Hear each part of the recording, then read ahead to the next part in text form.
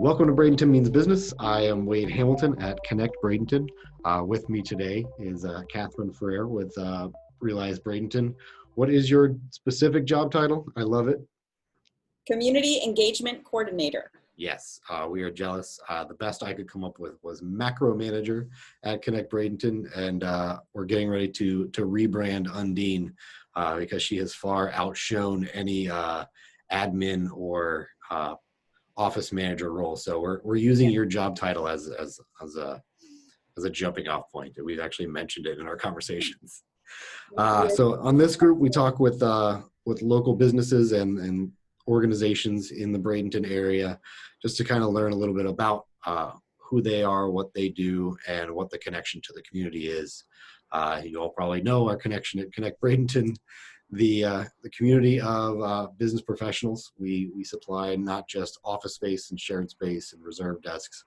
It's a place to meet. If you have a way that you need to get work done, more than likely we got a way that we can set you up. So if you have any questions, please feel free to check us out and message us, and we'll be happy to help you work the way you want, as we say. So like I said, today I have Catherine. Did I pronounce your last name correctly? Yes. Yes. All right. I'm 1 for 1.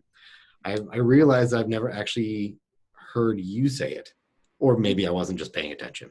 So welcome. And what I'm going to do is just kind of get some questions to get to know you a little bit better. I'm going to start with a little game I like to play.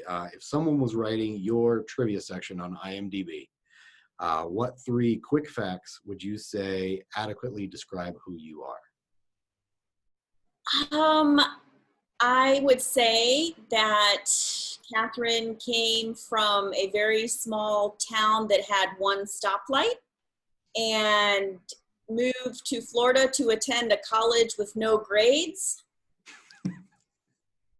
and enjoyed that move so incredibly much that has decided to stay and have been here actually longer than I lived in Ohio. And my husband is from Caracas, Venezuela, and we have 2 kids. There we go. So you had 1 stoplight and then how many Walmarts? Actually, we had to drive to like the next town over for Walmart. Usually it's like 2 Walmarts per stoplight in a small town, but okay. Right.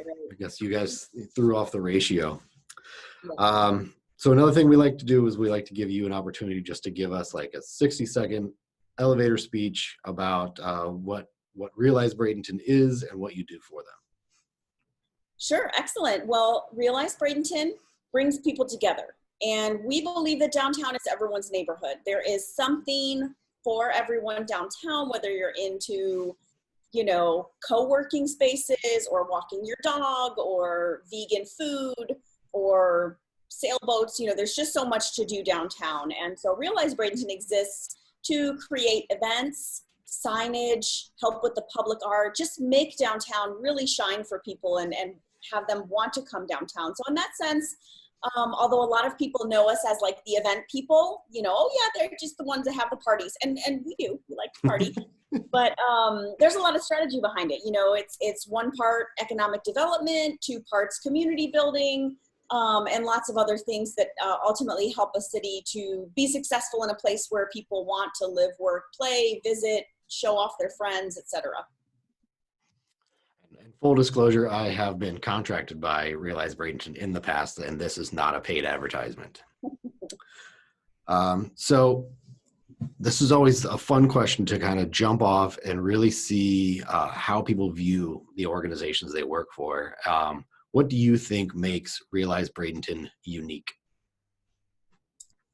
I think what makes Realize Bradenton unique is that we are buy-in for the community, and we're able to pull off really complex projects, events, etc., with a high degree of quality. And I want to go back to what I first said, which is buy-in for the community. That's something that we're open and sharing and welcoming and wanting everyone to participate in. I manage volunteers for Realize Bradenton. And I think that it's more than just showing up and, counting the hours that you worked. It when you volunteer, for example, with Realize Bradenton, you get to see kind of the inner workings of how events work. We give people job descriptions, responsibilities. Oftentimes people say, oh yeah, well, I came to volunteer with you because I was new in town, and they, said, this is the place to go. And so we work on, making those social connections for people. So again, I think we can do some very complex things because we're buying for the community. We have just such an amazing, whether it's volunteers or board members, donors, people that attend our events, really just love the wide spectrum of people that get involved in Realize Bradenton. And some of your board members are some of your most avid volunteers as well on those events I've seen. So I know that your volunteer group is a community in of themselves. How many volunteers do you guys have right now? We have about, I would say 200 total. Now that's, certain people, for example, love the farmer's market, or they're really into the music events.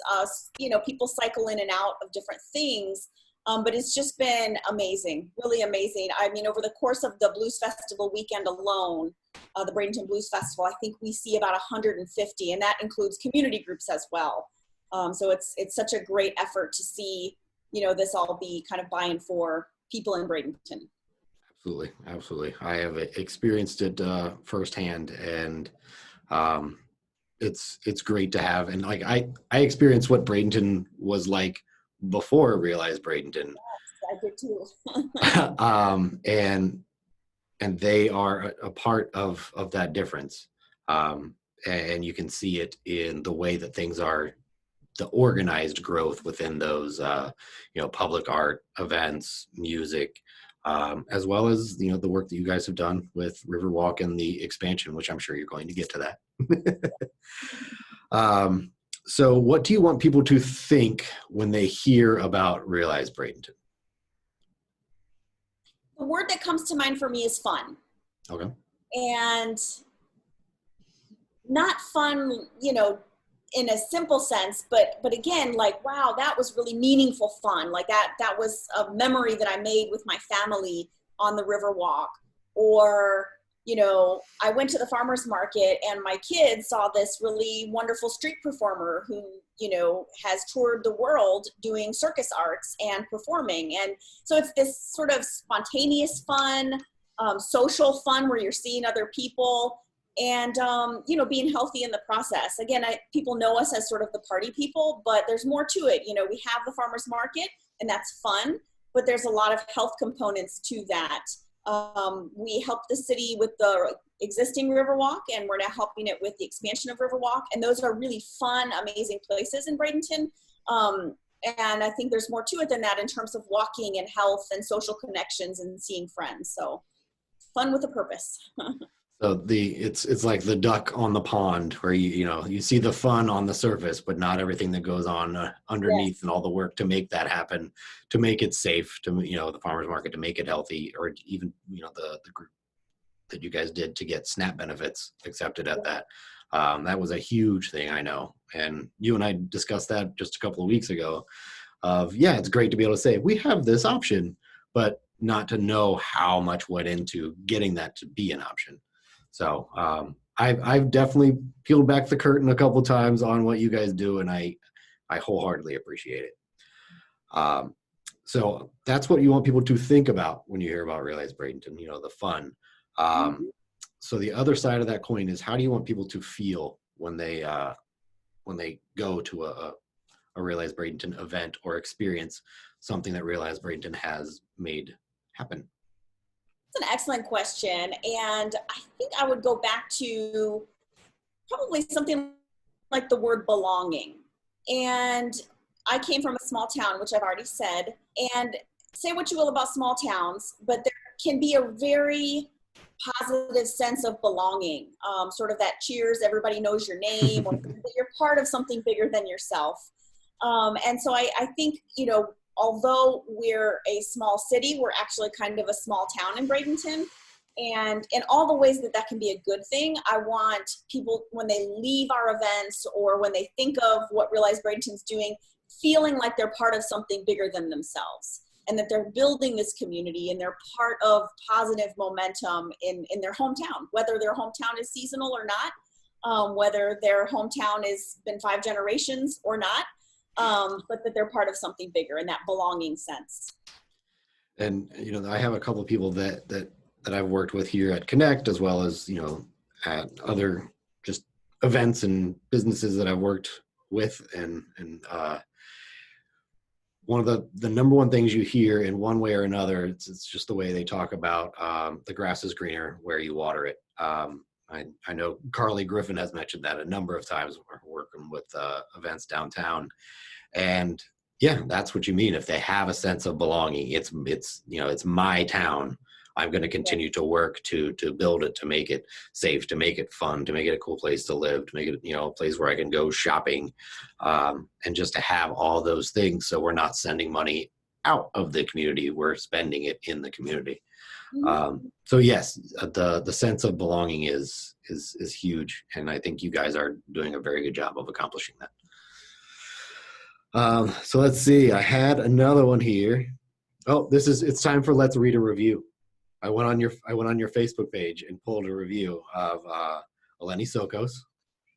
Was the first one that I saw that really kind of captured the full essence. It says, "Our community is lucky to have an organization like Realize Bradenton leading the positive momentum in downtown Bradenton." So tell us more about what that momentum currently is and how Realize Bradenton is leading it. Well, I think that very much what you said earlier is true in terms of those of us who especially have been here since before Realize Bradenton. I actually moved to Bradenton in 2005 and would come downtown quite a bit. And I remember, there were some very charming things about downtown physically, but there definitely, at least to me as a newcomer from Sarasota, didn't feel like I knew what was going on or that there was much there to visit. So I think that's part of it. But what I am increasingly excited about are Bradenton getting noticed around the state. I'm actually very pleased to announce here, you heard it here first, that Realize Bradenton has been selected by the Florida chapter of the American Planning Association for best practices in community engagement.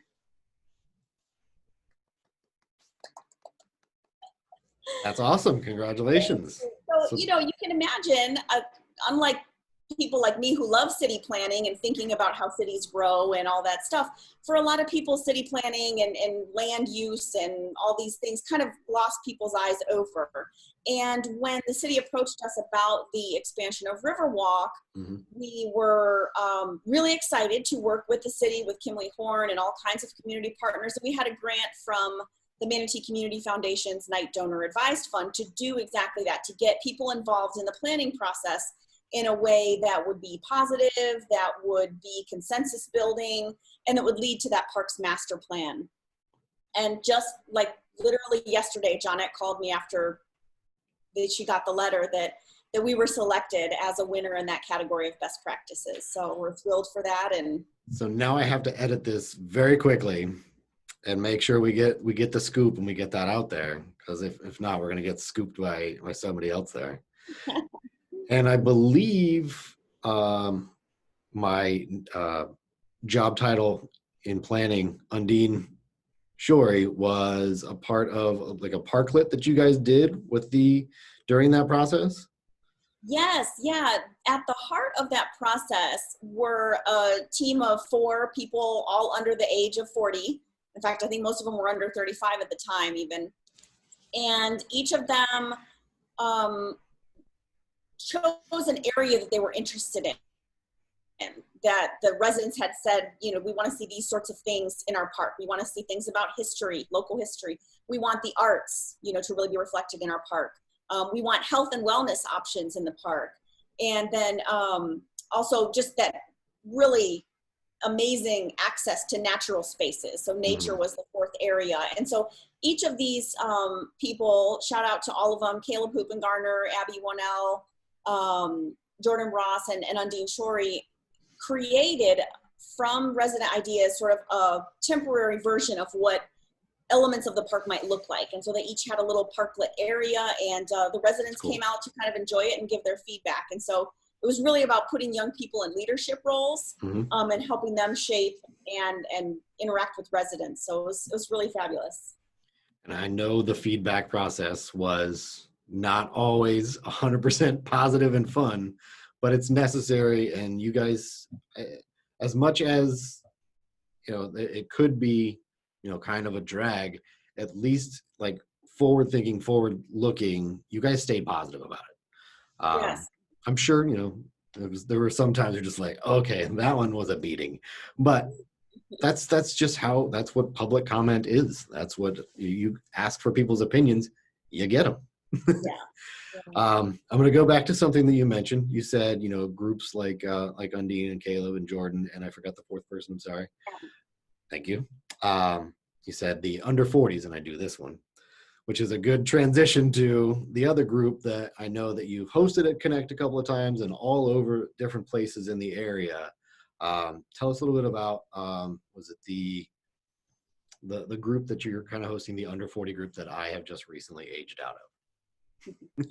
Sure. So that group is called Breakfast and Big Ideas. Yes. We were approached by Bank OZK, Jason Osborne and John Lang, about almost 2 years ago now, because they were interested in sort of working with a networking, kind of series of events. And so for us, a lot of what we do, frankly, is an experiment. Like, okay, well, what can we learn from this? Or what can we, what can develop from this? And so we started in September of 2018. We've held it at 13 different locations in just the downtown core. Move it around to different areas, including of course, Connect Bradenton, Tellers, Oscura, Daily Dose, the secret room in the library, Farmhouse Dome. That was cool. The library.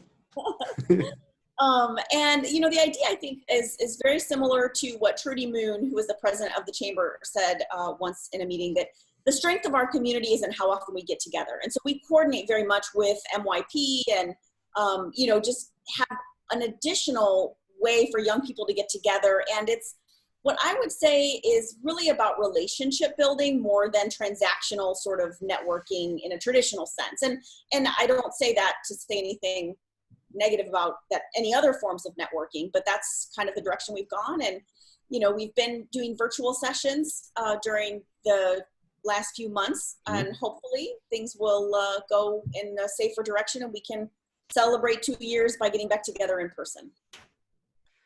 That group absolutely is the perfect way to network. Like you said, networking is about building relationships. It's not about handing out business cards. And John Lang and Jason Osborne, John Lang has been a part of the group here, the Let's Connect networking group, and it's the same thing. It's about building relationships. It's a little bit closer to the standard networking style, but groups like that take on the personality of their leaders. And somebody like John and like Jason, they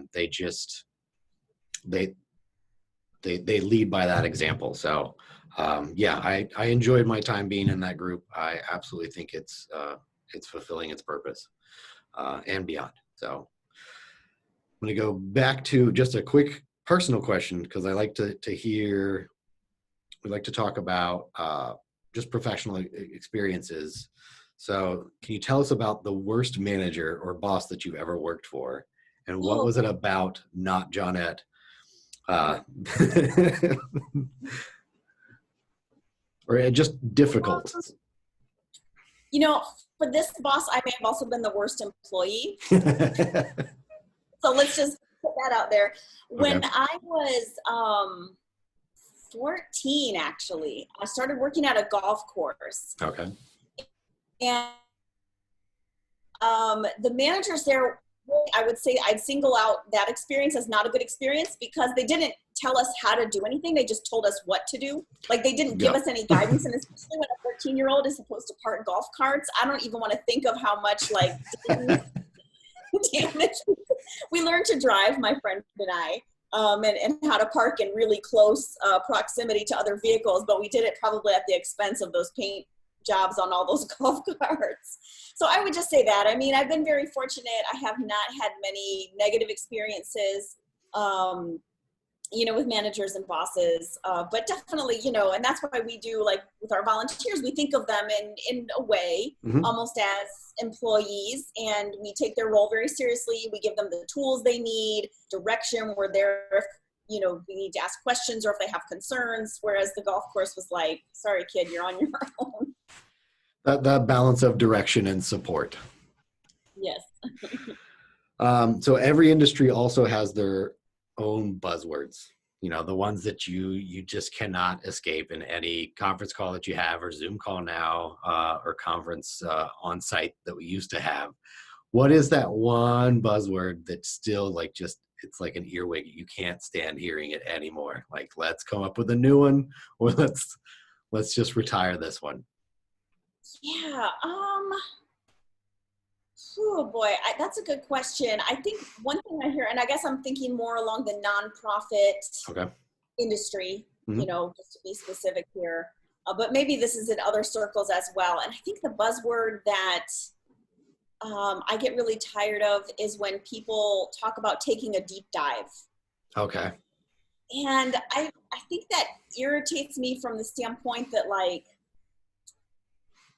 it's sometimes used as a way to minimize or eye roll about complexity and how sometimes things are not easy to dig into.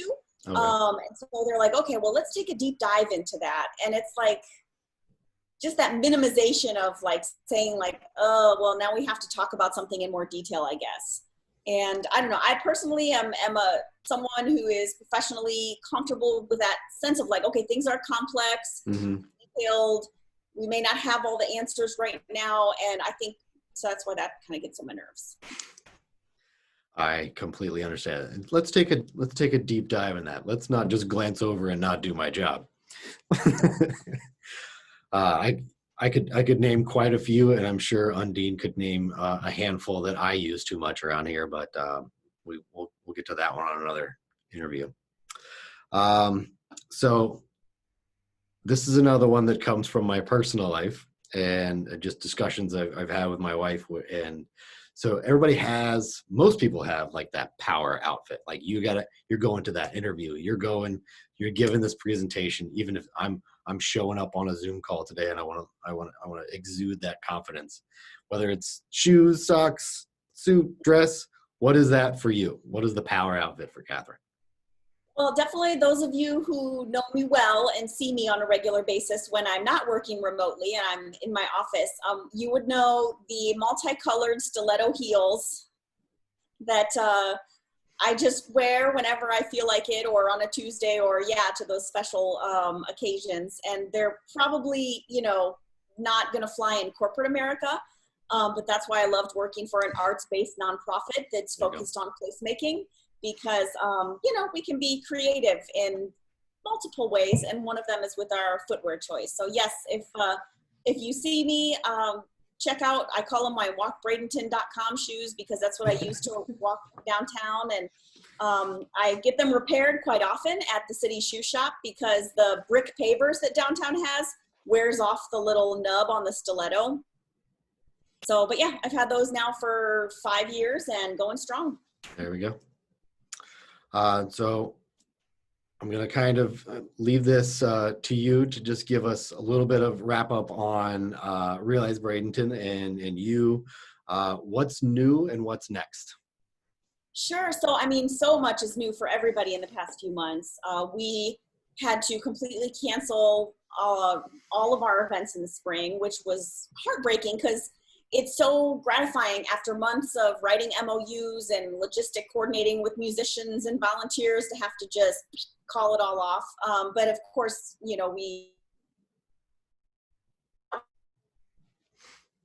and so we've really pivoted as much as we can to continue supporting downtown, the business owners, the city, everything that we can.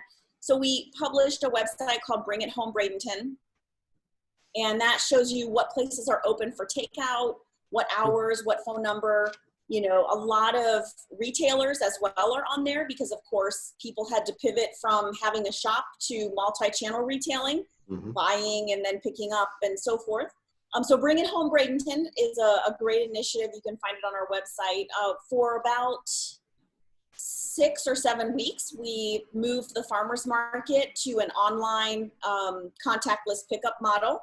And we had great support from the vendors, from Angel Oak Cafe, which is just west of downtown, because they had refrigerated space, and was a great experience. You know, I think for me, as much for the sentimental value of feeling that something I love very much can continue. So we're taking a break for the summer, of course, and monitoring. So those were 2 things that we were able to do, you know, during the initial stage of all of this.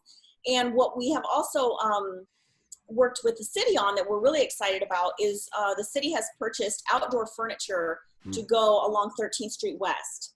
And that'll be hopefully something that those businesses like Sugar Cubed, Daily Dose, Oscura can use to expand some of their seating capacity when it's safe to do so. And, you know, not have to have people indoors, which I guess health experts are saying is less ideal than being outdoors. So I know that they are very thankful on 13th and looking forward to being able to kind of expand that space. And there's such a free flow of ideas as well as just customer base there. So sharing those is, you know, it's definitely setting them up to succeed. So, if they want to follow you, if they want to learn more, let's give website and social media. Let's get that on there first. Where can we learn more? Of course, realizebradenton.com. We also have bradentonfarmersmarket.com. Currently, we just opened our applications for vendors for the 2020/2021 season of the farmers market. So those applications are live on our website. And social media, we're very active on Facebook and Instagram. You can also find us on Twitter. We've got some great YouTube videos, including narrative history of Bradenton. We also have a series on our YouTube channel about Dine Bradenton, featuring interviews with some of the chef-owned restaurants. So those are the primary channels. And, you know, walkbradenton.com, of course, is our other mobile responsive website that is sort of like a guided tour to downtown. There we go. All right, now it's time for quick fire. I'm going to say a word, and I want you to tell me the first thing that comes to your mind. First word, Bradenton. Fun. Market. Fresh. Ooh, social media. Connection. Community. Bradenton. Success. Downtown. Connect. Relationships. Antidisestablishmentarianism.